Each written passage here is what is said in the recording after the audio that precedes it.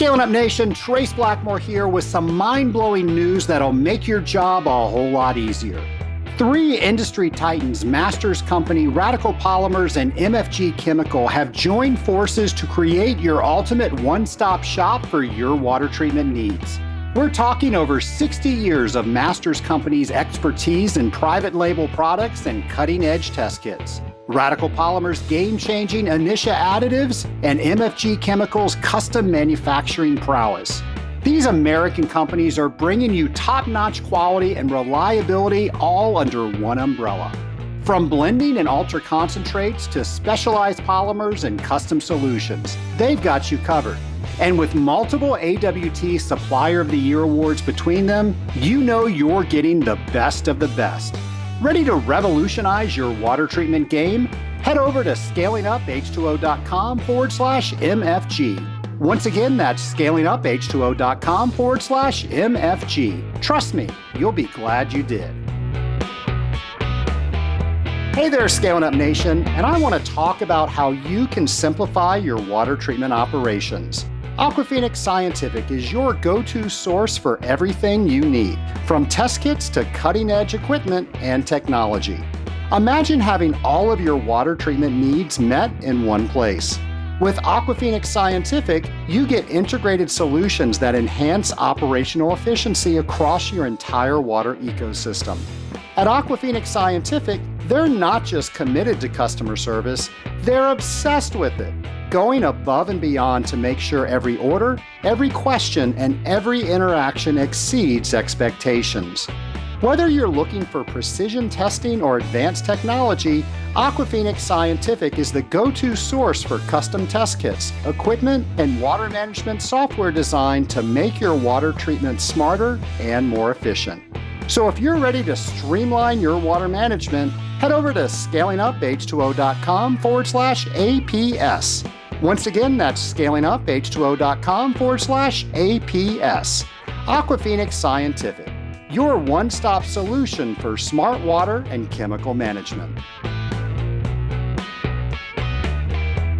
Welcome to the Scaling Up H2O podcast, the podcast where we scale up on knowledge so we don't scale up our systems. I'm Trace Blackmore, the host of the Scaling Up H2O podcast. And Nation, we are smack dab in the middle of Legionella Awareness Month.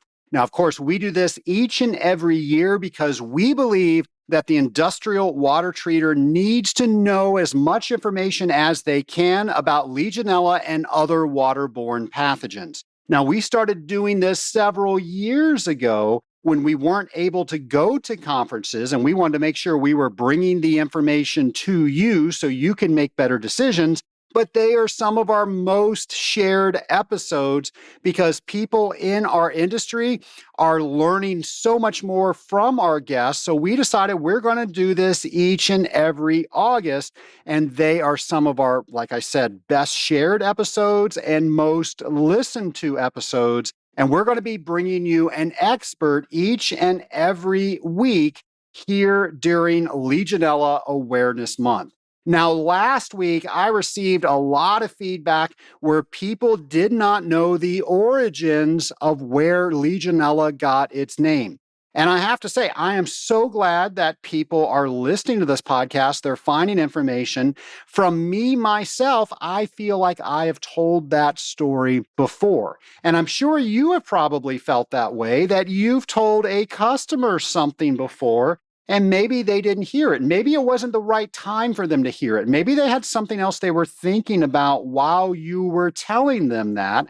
And I really feel that I have told the origin of Legionella before, but several people, they either did not hear that conversation on the podcast, or maybe they were thinking about something else as they were listening to it. So just by having the conversation once isn't enough when it comes to things that are really important. So thank you for all the people that reached out to me and said that this was great information. They were able to take that information and start crafting good conversations so they can have better conversations with their customers.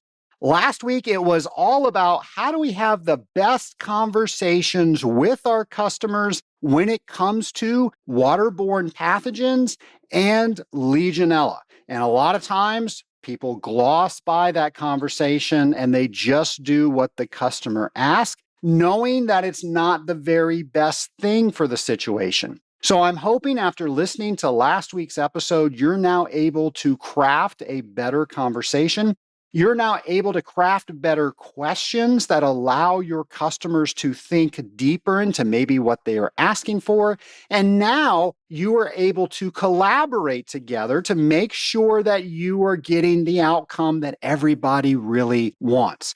Not just to check the box that we did something, but we actually have a plan around what to do and we know the impact of that plan. It's my hope that last week helped you with that, and I am sure this entire month is going to help you with that. Now, those of you that are members of the Scaling Up Nation, and if you're listening to this podcast, you are a member, you know that we need to learn in order to make ourselves better.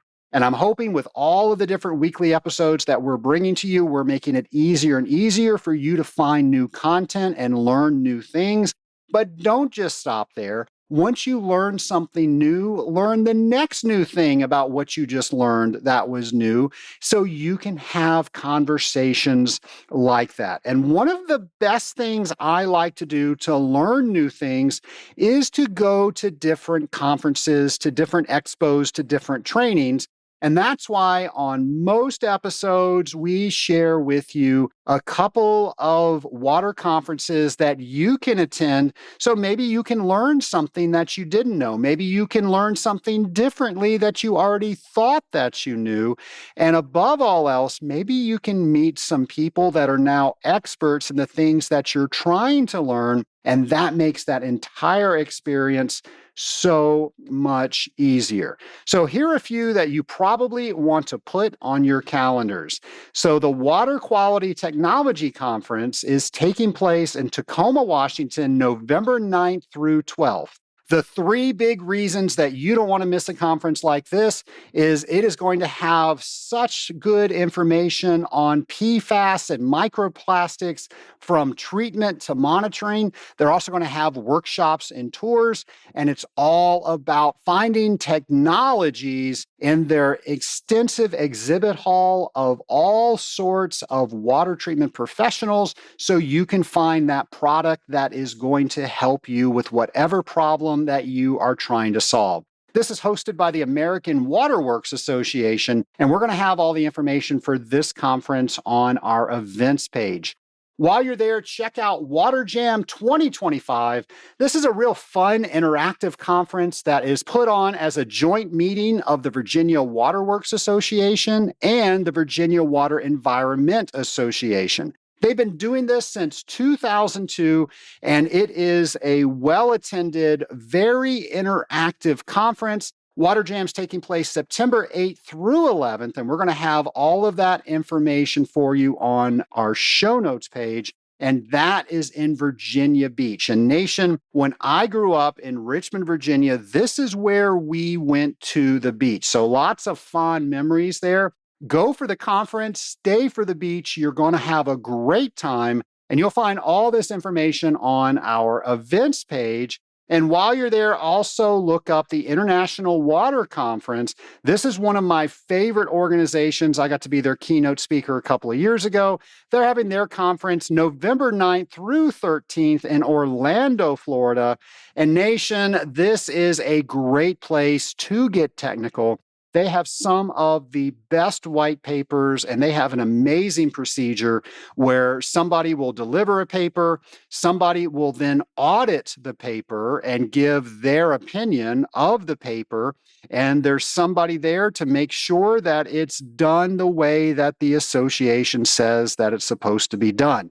It is a great way to audit papers, to listen to papers, and if you've never been to one, I think you need to go. The International Water Conference, we're going to have all of that information for you on our events page. And Nation, I want to thank all of you out there that a couple of months ago, it might have even been longer than that, I was curious if these events were helpful and should I continue to do them as we plan for future episodes. So we did a poll on LinkedIn. By the way, if you are not connected with us on LinkedIn, you are missing so much more content than what is just coming out on this podcast. We have so many interactive things that we are doing on LinkedIn, and we're also sharing extra things that we don't talk about here on the podcast. So make sure that you're connected either with me or the Scaling Up H2O podcast. And a couple of months ago, I had asked, how valuable are these events on the podcast?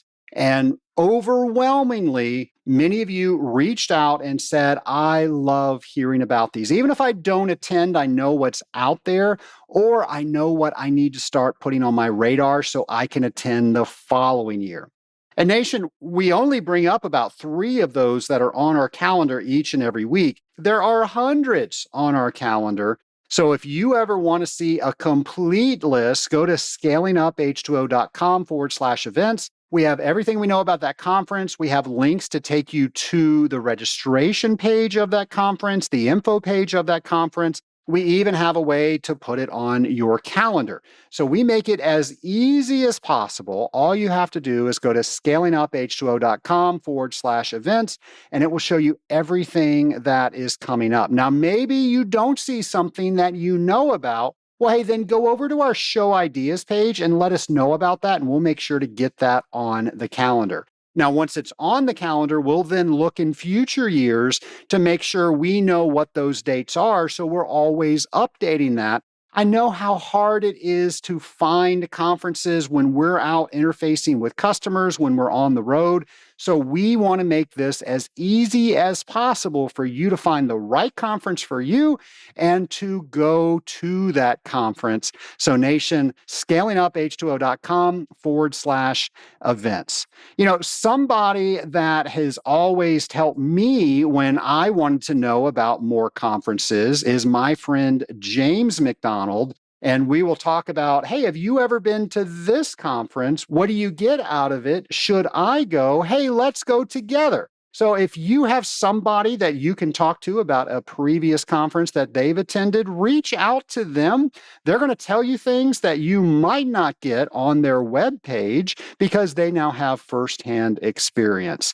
So we are now going to hear a brand new installment of What Do You Know with James. Hello and welcome to What Do You Know?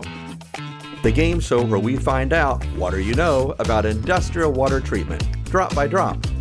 So pump up your brain, take out that test kit of knowledge, and prepare to answer this week's question on What Do You Know? Today's question is, what do we call the formation and subsequent collapse of vapor-filled bubbles in water due to rapid pressure changes?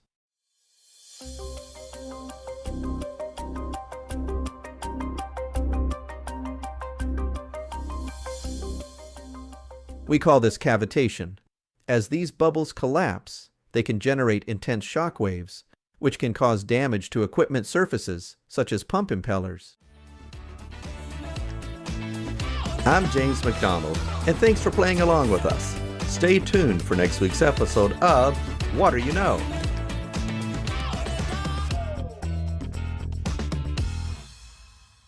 Well, thank you, James. And Nation, this month is all about learning more about Legionella awareness and waterborne pathogens. And all of our guests this month are going to be focused around that. And here is our next interview.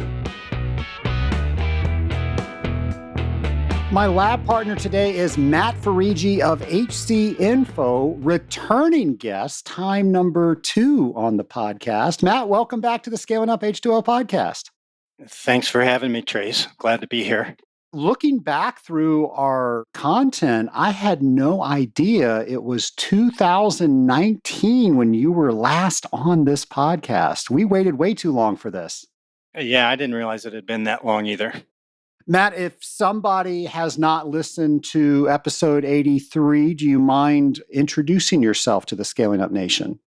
Matt Freije is my name. I am CEO of HC Info. We provide a cloud solution called LAMPS that's for water management programs. And I'm a father of 5 kids, adult kids now who are growing. And within the last 9 months, I became a grandfather as well. Oh, congratulations. 2 girls and a boy. And I live in Seattle. That's kind of in a nutshell who I am. Well, we're going to be focused around water management plans, so around Legionella, and you've been involved in that landscape ever since I've been involved in this industry. So I'm sure you've seen things change dramatically, and we're going to talk about that today. But I want to start off with asking, what do you think some of the biggest challenges we're facing when it comes to water management plans in 2025? Well, that relates to what you just mentioned, what has changed, and a lot has changed, even just in the last, 15, 18 months, especially in the last 15 or 18 months. So it's due to regulations and standards, but it's kind of ironic that the biggest need and the biggest challenge related to water management plans now are these new standards. So this week, I just came across this CDC study that was done in 2021. They looked at 14 Legionnaires outbreaks that they investigated between 2015 and 2019. They investigated more than that, but these 14 were the ones that they had the data they could review. And so they looked at that, and 72% of the Legionnaires' cases out of, I think, a total of 100 and some, 120 some, and 72% of the cases and 81% of the deaths were at facilities that did not have a water management program. That's pretty compelling. And of the ones that were doing something, 70% of what the CDC identified as deficiencies were related to implementation rather than the content. So I guess at a high level, from a public health standpoint, the biggest challenge is still getting facilities to do water management plans. I mean, we in the industry, we talk a lot about what is in a water management plan or what are the challenges in actually setting them up and keeping them up. But from an overall public health standpoint, the biggest challenge is still that a very, very small percentage of facilities have water management plans at all, let alone ones that are comprehensive and fully implemented.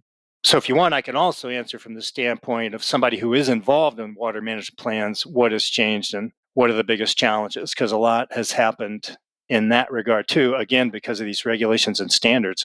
I think that would be great. So when ASHRAE 188 was first introduced, it was 2016, ASHRAE Standard 188.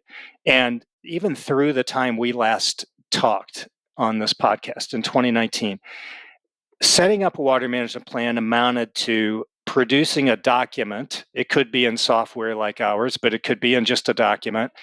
And it just needed to be for the control of Legionella. And more than that, nobody was looking at it for the most part. Health departments weren't inspecting it. CMS had their mandate, the Centers for Medicaid and Medicare Services, they had their mandate since 2017. But at that point, there weren't really inspections of these water management programs. So it was fairly simple, especially for like water treatment companies from a business standpoint. There was a high demand and there was not a tremendous amount of work. As long as they had a good template or software application and some guidance, they understood water systems well enough to set them up.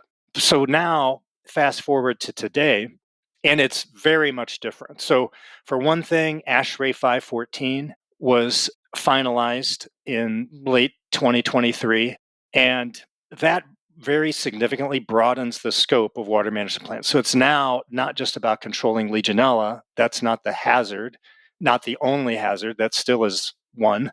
But now other microbes, an undefined list. So it's theoretically endless, but all microbes. And then chemical hazards and physical hazards as well. Physical hazard is scalding, but they make it very general. ASHRAE does in the standards. So that broadened the scope, and a good water management plan up to that time would have covered chemical and physical hazards, and it would have covered other pathogens besides Legionella. But still, because of that new standard, the plans need to be reworked a little bit, rewritten, and some control measures probably need to be added.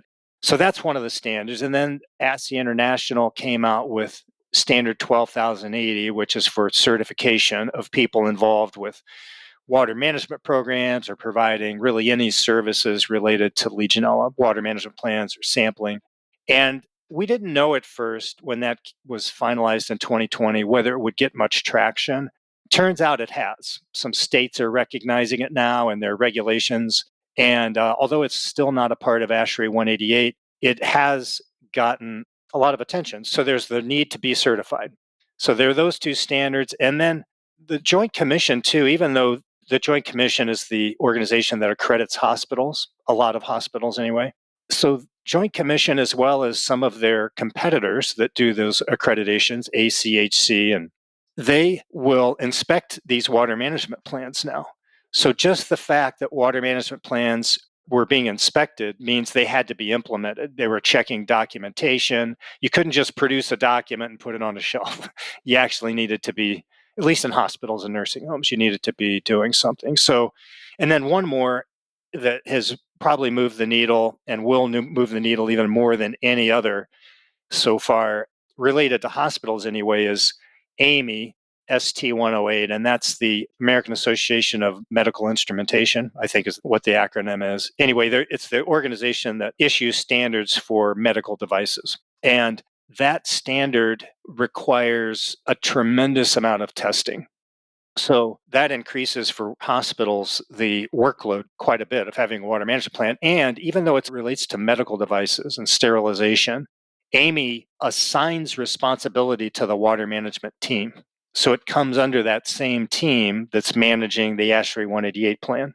So all of that, plus some organizations that have come out and emphasized the need for water quality monitoring, just basic water quality parameters, pretty frequently, like the Veterans Administration and CDC itself and Association of State Drinking Water, a number of them, as well as Joint Commission, are now really emphasizing the need for very frequent water quality monitoring. So all of these things mean that water management plans should be better, because these are, for the most part, good practices, but there's just more to do in terms of compliance with those standards, documentation and reporting, and work like sampling, going out and collecting samples for AMI ST 108. So long answer to your question, but a lot has changed. And there are definitely challenges now, even though some of these standards have been around now for 15 or 18 months.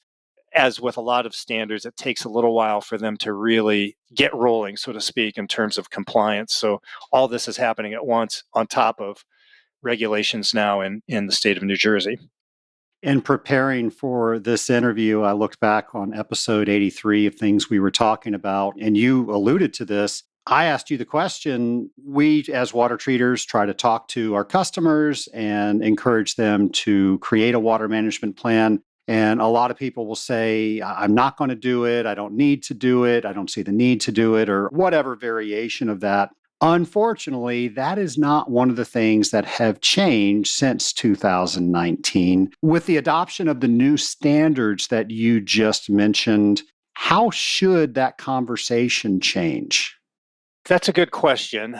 You know, the reality that I think all of us close to water management plans now have faced for some time is that it's only a small percentage of the facilities that are going to voluntarily set up water management plans. The ones that have the most valuable brands, the ones that typically do everything else well. They manage their facilities well, they treat their employees well, all those things. They can be persuaded to set up a water management plan because it makes sense. It helps reduce risk. It could help improve employee morale because they're paying attention to wellness for their building. And what a lot of people don't know is it also can result in energy savings, water savings, although from a dollar standpoint, that's not as significant as the energy savings, and lengthening the life of assets too for their equipment. So you can present those points, but the fact is that so many facilities will do only what they have to do. And they're not run all that well. They don't have the money or the personnel. And so they're not going to do anything unless they're required to by regulations or by an insurance policy, which at this point really isn't happening, or maybe by a standard that they pretty much have to abide with. Like for hospitals that are accredited by Joint Commission, they have to comply with that. But otherwise, the conversation hasn't changed a lot. You can talk about some of these new standards. You can talk about the lawsuits and that cases are on the rise. But unfortunately, for a lot of facilities, they still won't do it unless they are forced. And it's not so much that the person you're talking to at the facility level or the infection prevention level, if it's a hospital, that they don't want to do it. Some of them don't want to, but some of them do want to, and they just can't get the money to do it unless it's required by law. One of the other misconceptions out there is if I have a water management plan, that means I have to have zero Legionella. Yeah, unrealistic expectation for sure. And even back when I was doing consulting, now we're strictly a software company, but back when I was doing consulting, I had some clients that were testing for Legionella every month in like 3 of their hospitals. And I know one of them was getting kind of discouraged because they were still getting some positives. But I said, look where you've come from over the last 5 years, how much reduced Legionella positivity, meaning the percentage of samples in which Legionella is found in a plumbing system, and the Legionella concentrations, look how much those have come down. You haven't had cases of disease, whereas you did before. So it's not perfect. They still find it in some places in some problem areas, but they really have made a difference. They really have been successful in their efforts. They still have ongoing work to do. But to find zero Legionella, at least in most buildings, is an unrealistic expectation and really unnecessary from a prevention standpoint. You mentioned that you are a software company now. Can you tell the Scaling Up Nation what LAMPS is and how that helps bridge the gap in water management plans? Well, I did consulting for 20 years or more, and we wrote water management plans and consulted to help facilities solve problems. I also did quite a bit of expert witness work. But then when ASHRAE 188 was looking like it was going to get finalized and it was going to increase the demand for water management plans quite a bit, I really thought the best way I could serve and the best path was to create water management plan in a cloud solution that other people could use that had really good content and would allow them to easily manage a plan without me doing consulting for them. So that's what LAMPS is really about. It has 3 components basically, and that is content like policies and procedures that need to be in a water management plan. Second, it has water quality data analytics, a lot of it for sensors, data for test results you send to labs, and then test results from on site measurements. And then the third component is training. We're an approved school for the ASSE 12080 certification. And that's become a bigger and bigger part. It's still, water management plans are still the primary reason people use LAMPS, but now health departments and many individuals are coming to use it for that certification. But really, the emphasis in LAMPS is not on just creating a plan. It does make it really easy to do that, to give comprehensive content, but it's on the implementation. And that's where the failures come, just like the CDC study that I mentioned, their review of those outbreaks. That's what they found where the problems were is in implementation. Because if you do it well, there are a lot of things to do. Most of it amounts to just good maintenance, but you still have to track it all. You have to plan it all. You have to document it. You have to report it. And then with the water test results, you need to not only store it and show it in reports, but you need to respond to it well. And so that's what we're aiming to do. I think we've done pretty well with it. We still have work to do. We're in the middle of a major, major project of reworking a lot of that. And we're thankfully near the end of it. Like a 2-year planning and implementation project is maybe a couple of months away. Well, by the time this airs, it'll be finished. I expect it to be. So all of that, I guess, in a nutshell, it's to make water management programs really good, but also as easy as possible. Because if they're easier, they're more likely to be implemented. And that's where the prevention and the success really happens. Now, could somebody write a plan using your software that is not ASSE 12080 accredited? A facility could. So we sell directly to facilities, but most of our sales go through our partners, many of which are water treatment companies.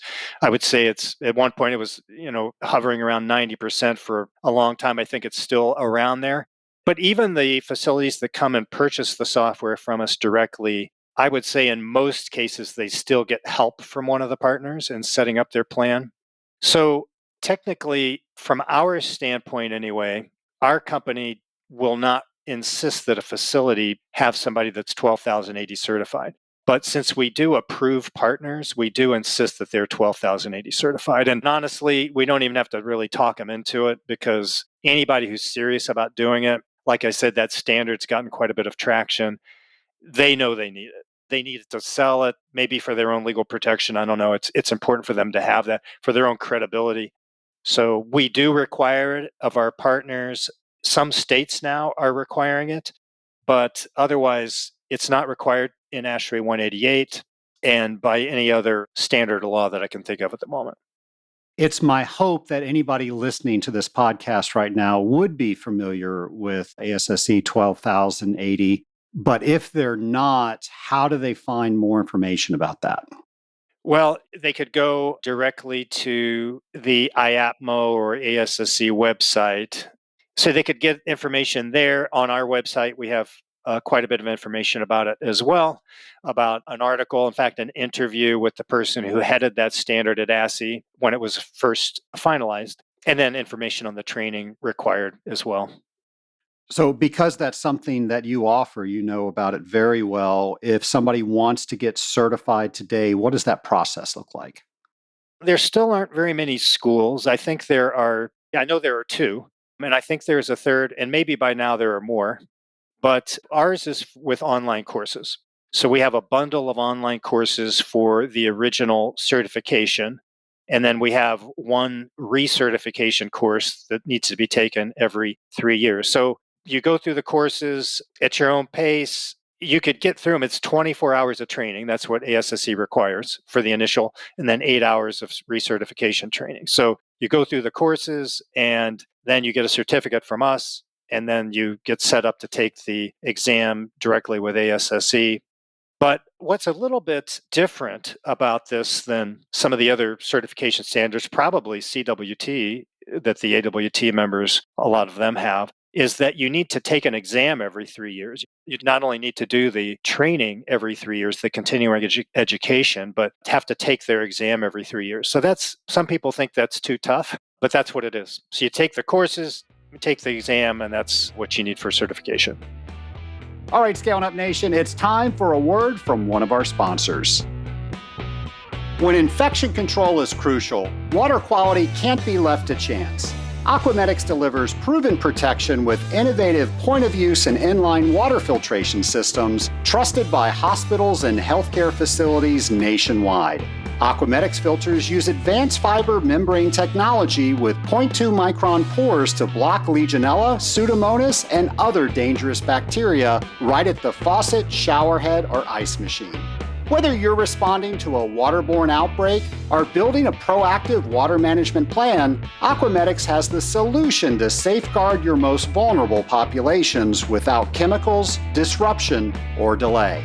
All Aquamedics filters are ASTM F838 tested and available for rapid deployment so you can act fast when it matters most. Protect your facility, patients, and staff with Aquamedics. To find out more, go over to scalinguph2o.com/Aquamedics. Once again, that's scalinguph2o.com/Aquamedics. Aquamedics, your partner in waterborne infection prevention. Scaling Up Nation, we have some of the most amazing sponsors. Now, back to the interview. So you have a unique background where you're a mechanical engineer and an epidemiologist. Having that viewpoint from your background, what things have you been able to notice over the years that we just mentioned that have really shaped where we are right now? Yeah, well, full disclosure, I don't consider myself an epidemiologist. I would like to say that, but I went through a graduate certificate program for epidemiology, and I completed that, but it's not an actual master's degree or PhD. My daughter's getting a PhD in epidemiology, so just in case she hears this, I'm going to have to correct it.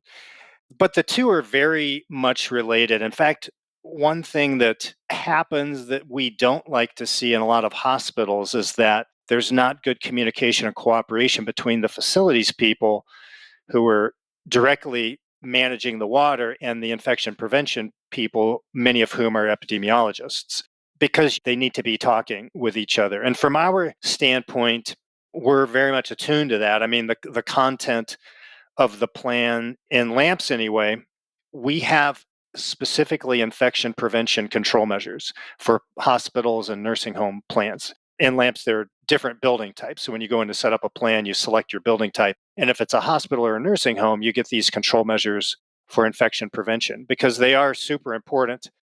Also, though, just from the analytics standpoint, we pay attention to that statistical analysis. And one thing we have planned is to start looking at aggregated data in lamps, and we'll work with universities and maybe health departments to partner with them to study that data. We want to make that available to them, and they've already asked us for it. We feel like we need to do some more work before we get to that point, but it could be as early as the end of 2025, early 2026 when we're able to do that. So, speaking of analytics, that's one of the best things about a water management plan. We get to see how things were and how things are now. What are some other ways we should be using the data that we're collecting off of water management plans? Well, that's a good question, too. First of all, it's important to collect the data. And I don't want to fail to say that, thinking it's too obvious. But we did a study, and I talked about this at the AWT convention, I think it was in 2022. We did the study in 2021 where we looked at the data from 900 and some water management plans that are in lamps that met the qualifications that we wanted for this review, for this study. And the primary purpose initially of that study was to see to what degree the plans were being implemented. We started with the assumption that they had comprehensive plans because we believe the content in lamps is comprehensive, even though a facility can deactivate some control measures. At least they have the opportunity to have the comprehensive content. But we wanted to see how much they were implemented. And we did that. But what I was surprised to find as we looked a little deeper, we looked at Legionella test results. And it was amazing to see that the degree of control measure implementation and the degree of testing for Legionella, temperatures, disinfectants in particular, affected Legionella positivity almost linearly. So the more they did of all those things, control measure compliance and testing, the lower the Legionella positivity was. It was almost perfect data in terms of really just being so obvious. And so the point of that, I guess, is that just it's important to be collecting the data to not only document your procedures, but to check temperatures, check disinfectant levels. And we have some other parameters that we recommend testing at all. And then with the analytics, you can start doing some comparisons. So for example, in lamps, we have what's called an insights report. And it has a comparison of pathogens, all microbials basically, including heterotrophic plate count, total microbial indicators. So that's at the top. And then you have bars, graphical bars for water quality parameters, several of them. Whether that data is coming from sensors, from handheld device measurements. So you, at a glance, you can see the positivity for the pathogens. So you want those bars to be short, right? Because you want to show low positivity. But you want the water quality bars to be long because that shows the percentage of your parameters that are within your targets, your team targets. So if you see really short pathogen bars and pretty good water quality bars, then that's a good thing. If you see long pathogen bars and short water quality bars, then you need to do a better job of meeting your targets. And if you see long bars in both, then you need to change your targets because they're not stringent enough. But overall, you do these comparisons. The analytics allow you to do comparisons that if you tried to do it on a spreadsheet or manually in any way, you just wouldn't be able to do it. I used to try to do that as a consultant before we had lamps. I'd go back through spreadsheets. And I remember one time I found by going back through like 13 rounds of sampling, I realized that the problem at this one particular hospital were these piped in water dispensers that they had. And it just took a lot of digging and analysis manually to figure that out. Whereas in lamps, we have a bar graph now that would just show that. You would easily be able to see that bar is a lot longer than those other point of use devices. So the analytics are so powerful, and especially if they're easily understood. It shouldn't take a consultant or a water expert to understand it. Somebody who basically knows their facility, a facilities director or maintenance person, should be able to look at those graphs and say, oh, we need to address this. We have too much chlorine degradation in this building compared to that one. So it should very quickly and easily show them what they need to do. Matt, do you see an intersection between AI and water management plans? Absolutely. So to take further what we were just talking about, applying machine learning to that, you can do those comparisons in so much more detail. So let's look at one facility, you could optimize, because as you know, water quality is different coming into each building. And then on top of that, each building is different in terms of complexity of the water system, surface area related to volume of water, which is going to affect biofilm and temperatures, many different things. So each building is a little different, and you'll be able to optimize and see, oh, when we have this set of water quality parameters within these ranges, then we're keeping pathogens under control. So that's for a given facility, but then you expand that out and you look at aggregated data across thousands of facilities. Then it becomes really, really powerful from a public health standpoint. And I mean, I'm thankful for all the studies that have been done. I mean, I got into Legionella because I just became interested in it. I was asked to look into it when we were doing another project for a hospital and a business I had then, indoor air quality business. So I started studying it and reading all the papers I could find on it. This is back in the 90s. And those studies are really valuable, those field studies where we can learn about conditions conducive to Legionella and better ways to prevent. But when you apply machine learning to data, for one thing, if you have the data, if you're collecting it and you have it in software, and then you apply machine learning to it, it greatly accelerates what we can learn and about how to prevent it. What were some lessons learned that we're applying today that we learned from the pandemic? Before the pandemic, one of the questions that was the most annoying to me is, why does LAMPS have recommendations or control measures? They're not just recommendations for flushing. And understandably, it's one of the hardest control measures to execute, from a management standpoint, especially if it's a big building with like a hospital with 1,000 outlets. It's a lot of work to flush all of that. So we'd get questions, what's the evidence for this? Where's the science? How do you know we need to do it twice a week or once a week versus once a month? And I won't go into the details of how we answered that question. We had good evidence or good reasons of why we did it. And so we would give that answer. But then when the lockdown happened, there were all of a sudden a crazy number of articles on flushing because of all these vacant buildings, right? And there was so much discussion of, well, you need to do it. And then, well, how long do you flush and how often and duration of flushing, what should that be? And there were some who were offering really complicated formulas. And so that's one thing that happened right away, is that it highlighted the need for flushing, which, by the way, is something else analytics and automation like IoT, Internet of Things, can help with, to automate that, to reduce the burden, to reduce water usage as well. But in any case, it highlighted flushing and the need to deal with vacant buildings. Unfortunately, a lot of Legionella cases probably went undiagnosed during that time. They were attributed to COVID because the symptoms were somewhat similar. Some of those have been documented now, but there were probably many that were not documented. So it brought quite a bit of attention to that aspect and maybe some others of Legionella prevention. I would say since then, it's kind of back to normal, although we're still dealing with quite a number of buildings that have not been occupied still at pre-pandemic levels. But I would say that there's not quite as much talk about it. What would you say one of the most overlooked items is when people are developing water management plans and running water management plans? Well, it needs to be a system. It can't be just a document. There's plenty of evidence now that shows you're not going to be successful if you put it in a document and put it on a shelf.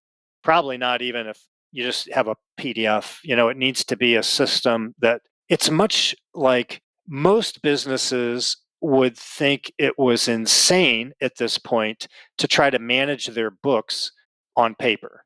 That's how everybody did it back in the day, right?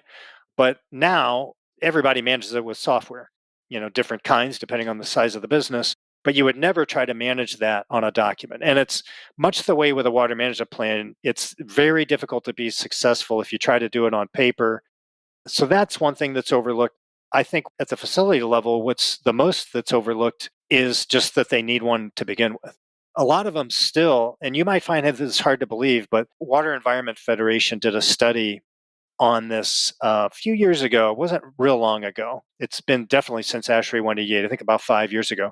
And it was amazing that so many facilities weren't even familiar with ASHRAE 188. They didn't even know what a water management plan was. Some hadn't even heard of Legionella. I think that's probably a pretty low percentage.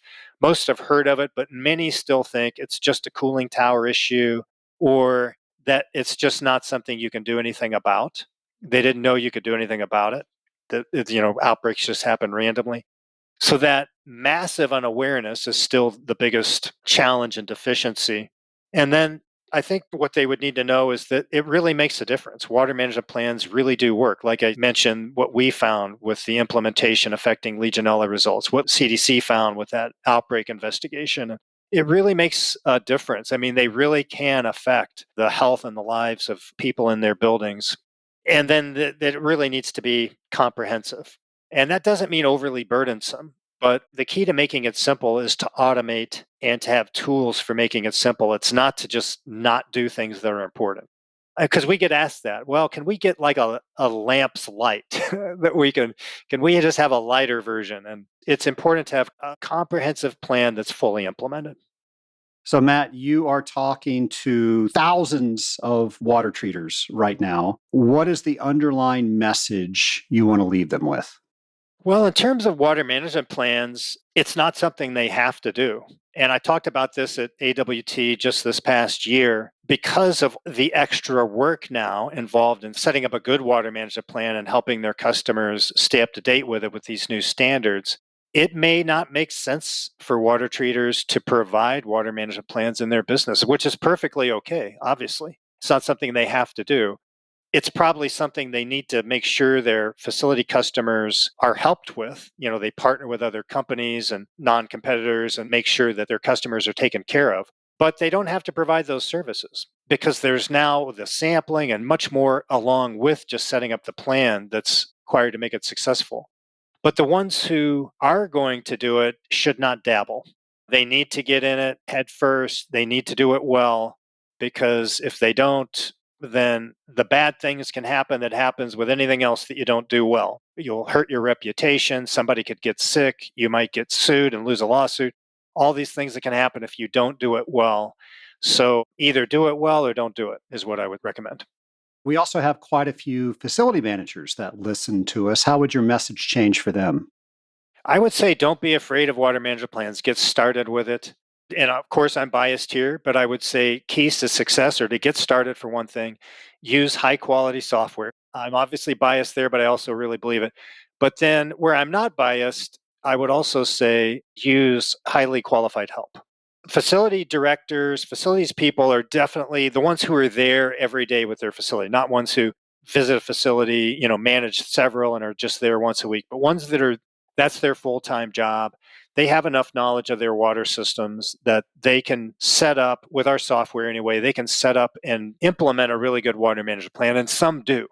But most of them are too busy to get into that and to even want to spend that time at all for that one facility. So if it's an organization that has 30 facilities and they hire one person to overlook it, that's another story. But otherwise, they really will benefit by hiring somebody who has a lot of experience in setting up water management plans. And that's why we have the partner network we have. So many water treaters use our software, and we recommend that a facility use their help instead of just trying to do it on their own. It's totally worth the money to pay for that service. Matt, if listeners want to find out more about HC info and lamps, what should they do? Our website, HC, like healthcare, hcinfo.com. All right. And we'll make sure to have that link on our show notes page.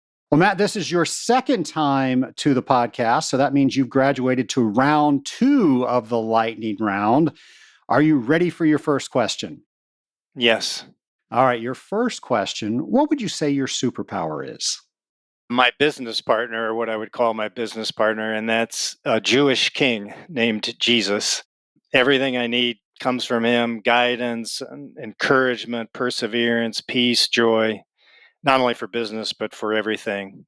Definitely my superpower. What would you say your biggest accomplishment has been? Well, I am really proud of what we've built in lamps, and that so many people are using it now, especially, and we're really believing it's making a huge difference in protecting health and life. We have more than 14,000 users, 10,000 buildings that are in it. But I think what I would consider maybe it related to the business, my best accomplishment, even though can't really take credit for it, is our team, putting our team together. Because for me, everybody has strengths and weaknesses, of course. And I feel like what seems like a daunting task to me is recruiting. I view it as a hard task, and I still do. But just the fact that we have now a small team, but one that I feel like is really amazing, and I love our culture. That is something I'm really, really pleased with. If you had a magic wand that could change anything in the world, what would it be and why? I don't know if this is a good idea, but I've been reading. I'm in the middle of a couple of books, different topics, but they're on, both of them relate to just how much suffering there is in the world, and things I didn't know about. We know enough about the suffering just from the news, right? But these are things you don't hear as much about. And if I could wave a wand, I think it would address the root cause of that, which is probably self-centeredness at the very root of it. And that if I could wave a wand and every person would be filled with the love of God for other people and see other people with the value they really have, I think those problems would go away. What are some of your favorite books that people need to read this year? I just finished late last year a book called Good Energy. And especially if you're interested in health, I would highly recommend that book, Good Energy by Casey Means. As a matter of fact, especially I think water treaters would really be interested in this because she gets into cellular biology and talks about ATP in human cells. I've actually read that. I really enjoyed that book. So as a water treater, I could say you're right. One of my favorite books, I just love the story, is Boys in the Boat, about the University of Washington rowing team that went to the 1936 Olympics. I just love that book so much. The movie was out last year, and the movie was okay. I didn't like it as much as the book, but I would highly recommend that book. If you like biographies, John Adams by David McCullough is a long read, but really love it. For Business, Culture Code by Daniel Coyle, Coyle. Excellent book on business culture, maybe organization culture overall. Just amazing stories and studies that were cited in that book. And for me, I mean, the Bible is what I would recommend for life overall, just to read that every day. I'll mention just one more regarding relationships. I wish I read this a long time ago. Keep Your Love On by Danny Silk. And it's somewhat faith-based. He's a pastor, but I think anybody, no matter what their faith, would really benefit from the principles he outlines in the book. It's one of those books I want to keep reading. I want to reread it just because I had a hard time getting my head around it, but really, really amazing principles for relationships, whether family, husband and wife, or business, all types. Well, Matt, I want to thank you for coming back a second time on the Scaling Up H2O podcast. I know we got a lot of great information out to the Scaling Up Nation. So once again, thank you for that. Thank you, Trace. Well, once again, thank you, Matt, for coming back on the Scaling Up H2O podcast. Nation, he was on episode 83 the last time he was with us, and that was all about water management plans back in 2019. It's really hard to think about how long this show has been on the air, but I'm so thankful that I started when I did because it was one of the most daunting tasks I think I ever undertook. And then once I learned the different procedures and things that we created to make it fun for me to actually do, it is one of the things that I love more than anything. And I learned just as much as you do listening to the podcast by interviewing all of these amazing guests. And Matt is definitely an amazing guest. Matt, thanks for taking us through the evolution of water management plans since the implementation of ASHRAE 188.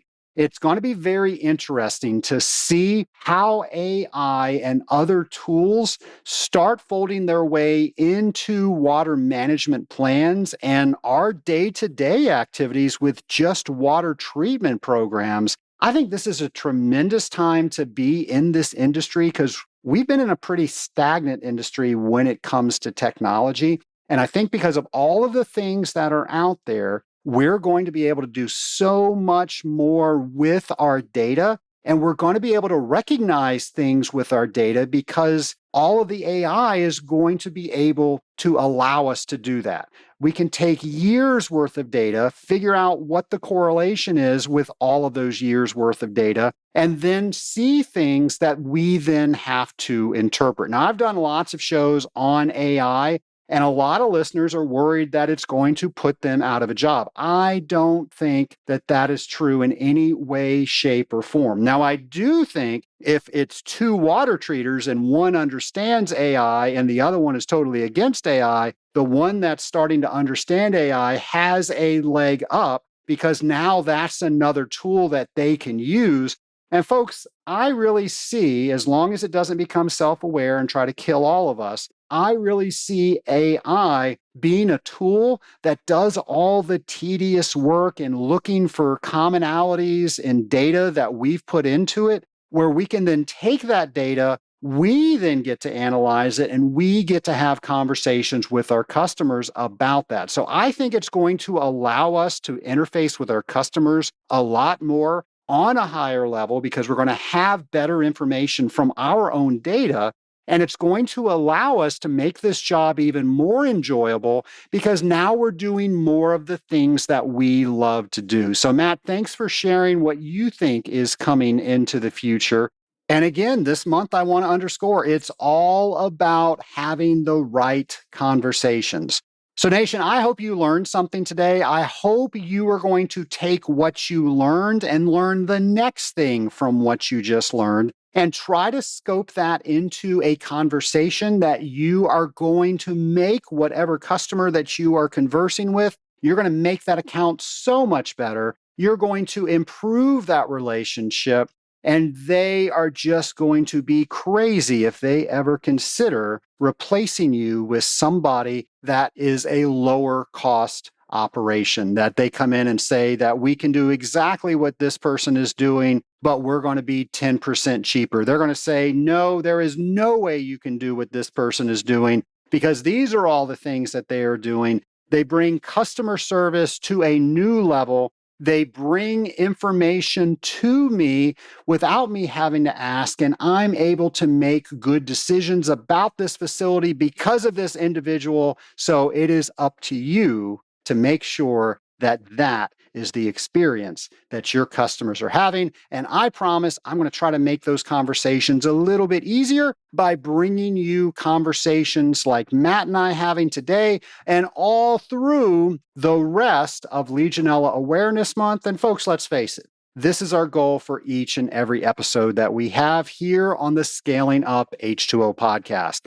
Now, if you have an idea for a show, please don't keep that to yourself. Go to scalinguph2o.com, go over to our show ideas page, let us know what that is, and we will start planning for that. Folks, we are always planning for the next show. We've been on for 8 years, over 400 episodes. We want to make sure that we have 400 more episodes and 8 more years. And the only way we're going to do that is with your help because we are the Scaling Up Nation. And of course, we will have a brand new Legionella related episode for you next week. Until then, think about that next great conversation that you're going to have with your customer. Treat yourself well and treat your neighbors well as well. Have a great week, folks.